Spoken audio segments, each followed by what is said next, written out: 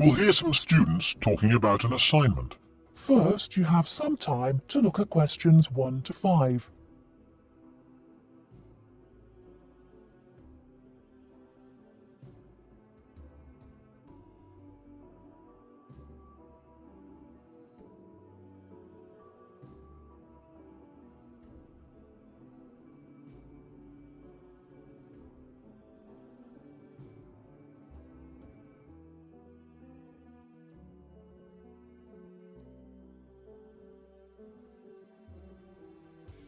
Hello, Tom. Hello, Anne. What have you been doing? Oh, just sitting around, catching up with some reading. I've had a great time. You know we're doing this assignment on... what is it? Museums, their costs and benefits. That's right. Well, I've been to the Sandgate Museum. It was really good. These local museums are really interesting because they connect people with the history of one special place. We all know about kings and emperors and battles and wars, but local museums tell us about the everyday lives of ordinary people, and that's why they are so important. I'm not so sure about that. I think they are of interest, but they're so small that they can't give a true picture. They do their best. I don't really agree. They do give a true picture, but perhaps not a full picture. It's the truth, but not the whole truth. I think the smallness is the number one problem. Because they're small and local, they attract few visitors. That's why they have so little money. And because they have little money, they can't buy or maintain many really interesting exhibits. As a result, the shop is almost as big as the museum to try to raise money by selling souvenirs, postcards, sweets and so on. I think they find it difficult, but not impossible. And don't forget, they get a lot of their exhibits free from local people. There was this boat, for example, that was fantastic. Really? What was that? There was a massive fishing boat, a real one, about 100 years old, and you could walk on it and get the feeling of what fishing in those days was really like. Sounds quite good. But I've always found that these kinds of museums are a bit dingy.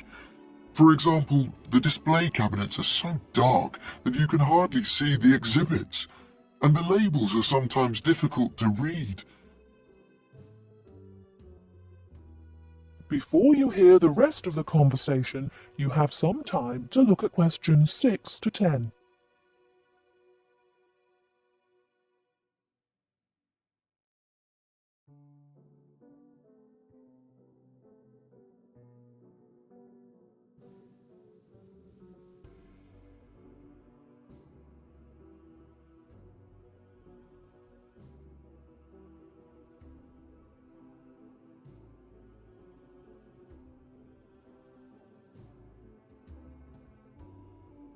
Now listen and answer questions 6 to 10. So coming back to our assignment, what we've got to decide is whether these museums should be funded by the government or just by local people. I think it depends entirely on what kind of museum it is. How do you mean? Well, take local history museums. They are small, so they won't survive without financial support. But that should come from the local authority, since only people in that area or tourists will visit it. I agree, but what about big natural history museums? Surely they should get money from the central government. Why? Children who want to learn about nature can go out into the countryside with their school teachers. They could survive from donations, and they get loads of visitors anyway. The state should spend more on science museums, since not enough people are studying science these days. I'm not so sure, but I do think a sort of museum which should not get public funds is the craft museum. Yes, like museums of cotton weaving. Yeah, which are of interest to only a very small number of people, and they should pay for it. I agree, but a working farm is a different thing again. That's something from the past of all of us, and so it's important to the local community. Kids can learn a lot too. That's the sort of thing that the local government should be spending its money on. Yes, I agree. Well, I think we've got plenty of ideas for our assignment.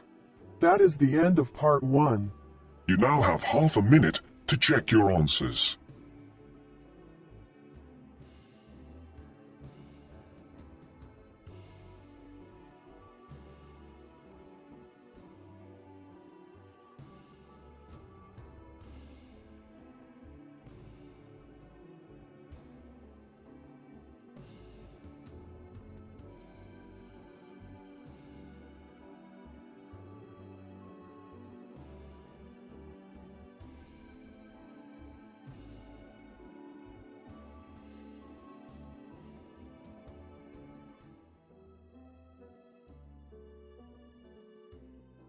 Now turns to part 2. Part 2. You'll hear a monologue about a guided tour to London. First, you have some time to look at questions 11 to 17.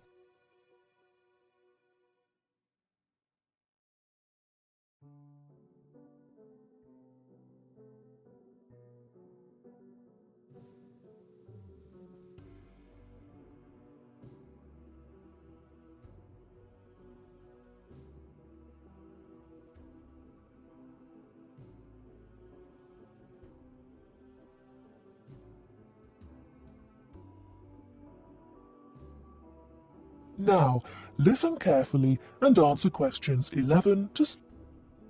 Hello, can I just have your attention for a minute? Thank you. My name is Mary Golding. Some of you may recognize me. I used to be a lecturer here at the college, but I changed jobs last year and now I work as the student officer. Okay, well, I'm in today to tell you about a guided tour that we've got going to, London. Well, this will be a good chance for those of you who haven't been to London before to have a look at this beautiful city. I think those of you who come will thoroughly enjoy it. The trip is going to be for 5 days, from the 31st of March, which is a Saturday, to the 4th of April, the following Wednesday. We'll be taking a medium-sized coach, so there'll be 45 places on that. Last time it was a minibus with only 16 places, which proved insufficient for students' needs. According to the London Development Agency, London has over 200 museums, 500 cinema screens, 108 music halls, and 5 symphony orchestras. Needless to say, we can't see it all in one day. Here are some major sites we are going to tackle on the first visit to London.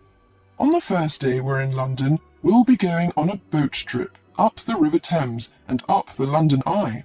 The Eye is a giant modern Ferris wheel which stands on the south of the river across from the Houses of Parliament. The boat cruise is included in the cost of the trip, so you won't need to worry about spending extra money.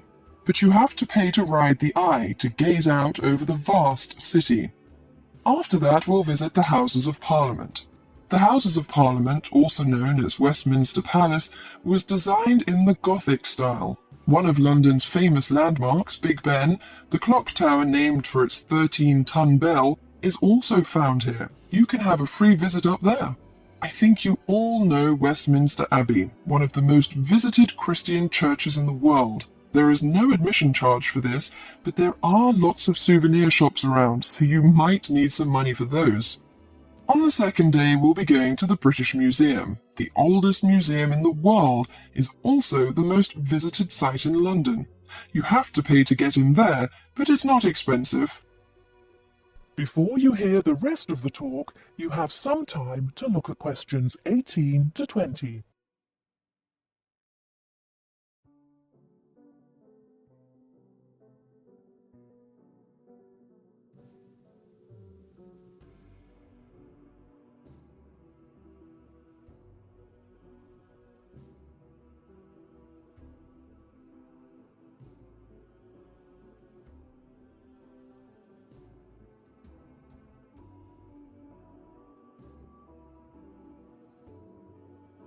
Now listen and answer questions 18 to 20.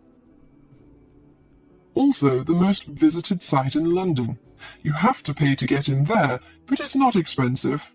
The museum's newly constructed £100 million Great Court, a 2-acre square enclosed by a glass roof, is the largest covered public square in Europe. It is called the Great Court. On the third day, you'll be free to do whatever you like. Personally, I recommend the Natural History Museum. It has over 68 million specimens. Fun exhibits include the Blue Whale exhibit, Rainforest Gallery, Earthquake Experience, and dinosaur displays. The Globe Theatre is a place worthy of visiting. The original Globe Theatre, where actors performed William Shakespeare's plays, burned down in 1613. The newly reconstructed Globe, however, copies original drawings of the 16th century's building's details and uses many of the same techniques and materials. Theatregoers can see performances of Shakespeare's plays, such as Romeo and Juliet and Much Ado About Nothing. If you'd like, can you sign up on this form on the student notice board by Friday? It'll be first come, first served. That is the end of part 2. You now have half a minute to check your answers.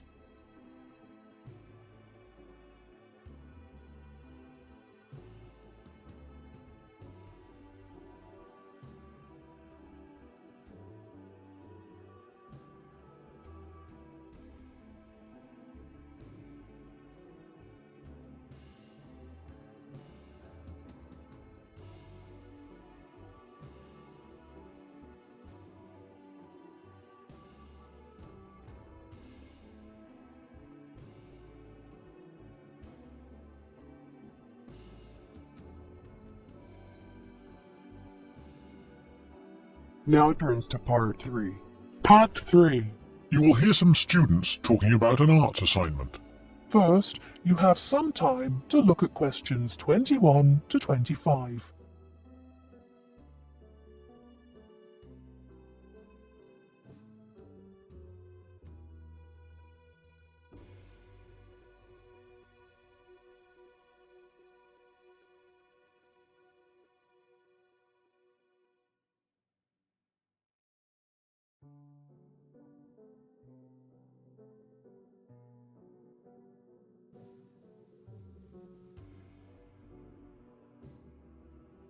Now listen carefully and answer questions 21 to 25.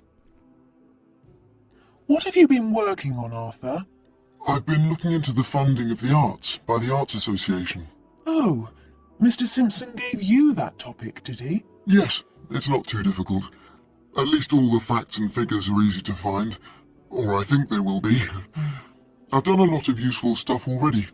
Simpson hasn't asked me to present my research for the past few seminars, so I think he might ask me this time. Well, what have you found out? Well, it's big money at the Arts Association. £330 million from the government and 118 million from the lottery. Let me see, I've got my notes here. Now, the Arts Association mission statement tells us that it exists to develop, sustain and promote the arts. So that's clear, but then we need to know exactly how it can do this. However, before we get to that, there are certain issues which the association must take into account. What are those issues? They are, first, access. This is the idea that the arts mustn't be just for the few. Not just Italian opera, but pop concerts too. Something like that. Other issues are education, cultural diversity, social regeneration, and social inclusion. All these are different ways of saying that the arts are for everyone. All right, but what does it actually do? It does what it wants, I think. The government does not interfere in its activities, but demands that it gets value for money for its funds. But there must be certain programs that it carries out. Oh yes, there is the touring program, which is what it says. That is, a program to support... Give money to? Yes, that's right. To support touring companies, for example, dance companies, orchestras, and so on. There is also the recovery program. What on earth is that? It's a financial program to give extra money to organizations which are financially in a bad way, or which might have financial difficulties in the future. Like it says, it's for their recovery. It all seems very complicated. It is. Before you hear the rest of the talk, you have some time to look at questions 26 to 30.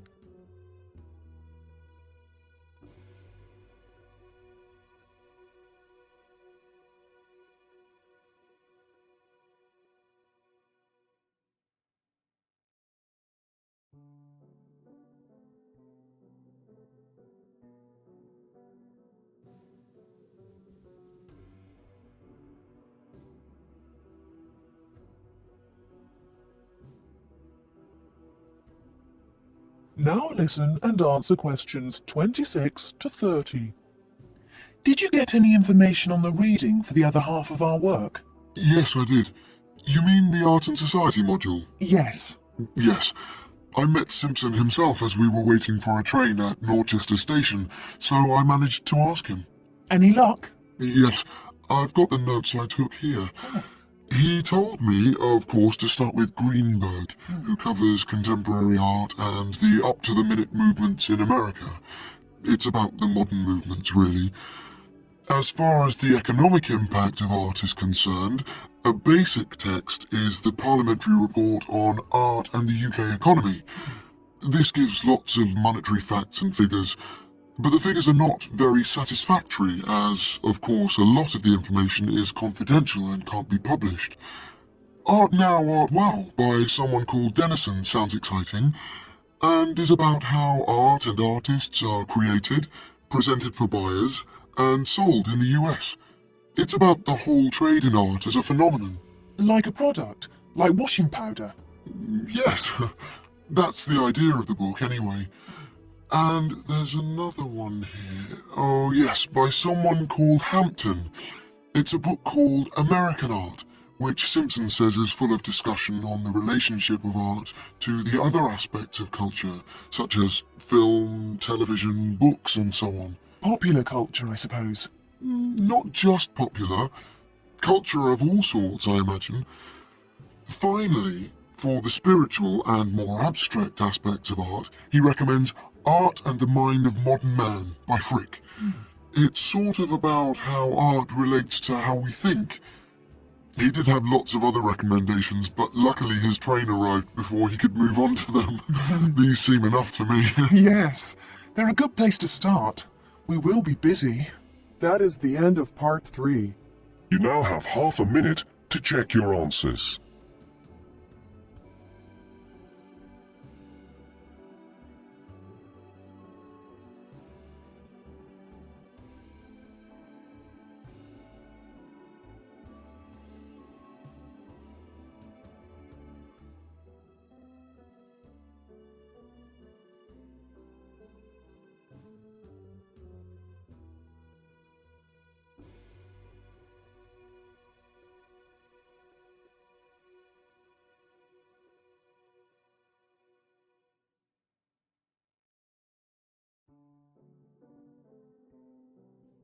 Now it turns to part 4.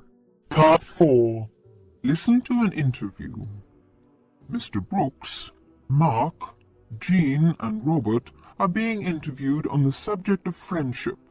First, you have some time to look at questions 31 to 40.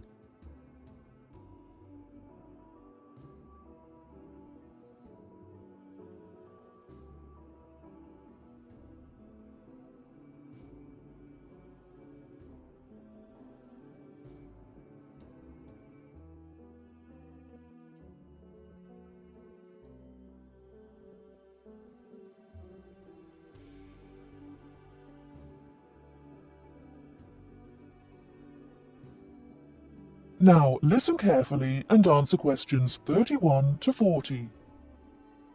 I consider friendship to be one of the most important things in life, whatever your status, married or single. I see too many lonely people around.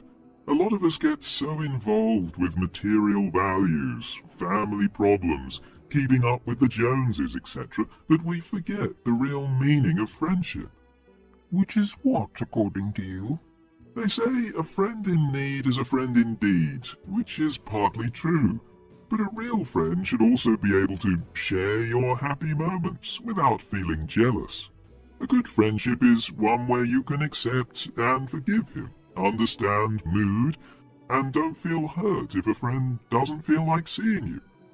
Of course, honesty is an essential part of any relationship. We should learn to accept our friends for what they are. As a married man, do you find your friendship is only with other men? Of course not. Both my wife and I have men and women friends, thank goodness. Although family life is fulfilling, it isn't enough. Both my wife and I get tremendous satisfaction from our friends, married or single, male and female. And we both have our separate friends too. We'd get bored with each other if we had the same friends. You must have a full life. We certainly do. And as I say, our friendship gives us a lot of pleasure. After all, friends should not be people with whom you kill time. Real friendship, in my opinion, is a spiritually developing experience. I've never had a lot of friends. I've never regarded them as particularly important. Perhaps that's because I come from a big family, 2 brothers and 3 sisters, and lots of cousins. And that's what's really important in my family. If you really need help, you get it from your family, don't you? Well, at least that's what I've always found. What about you, Jean? To me, friendship, having friends, people I know I can really count on. To me, that's the most important thing in life. It's more important even than love. If you love someone, you can always fall out of love again, and that can lead to a lot of hurt feelings, bitterness and so on, but a good friend is a friend for life. And what exactly do you mean by a friend? Well, I've already said, someone you know you can count on. I suppose what I really mean is, let's see, how am I going to put this? It's someone who will help you if you need help, who will listen to you when you talk about your problems, someone you can trust. What do you mean by a friend, Robert? Who likes the same things that you do. Who you can argue with and not lose your temper, even if you don't always agree about things. I mean, someone who you don't have to talk to all the time, but can be silent with, perhaps. That's important too. You can just sit together and not say very much sometimes. Just relax. I don't like people who talk all the time. Are you very good at keeping in touch with your friends if you don't see them regularly? No, not always. I've lived in lots of places, and to be honest, once I move away, I often do drift out of touch with my friends. And I'm not a very good letter writer either. Never have been. But I know that if I saw those friends again, if I ever moved back to the same place, or for some other reasons, we got back into close contact again, I'm sure the friendship would be just as strong as it was before. 7 of my friends have moved away, got married, things like that. One of my friends has had a baby recently, and I'll admit, I don't see or hear from her as much as I used to. She lives in another neighbourhood, and when I phone her, she always seems busy. But that's an exception.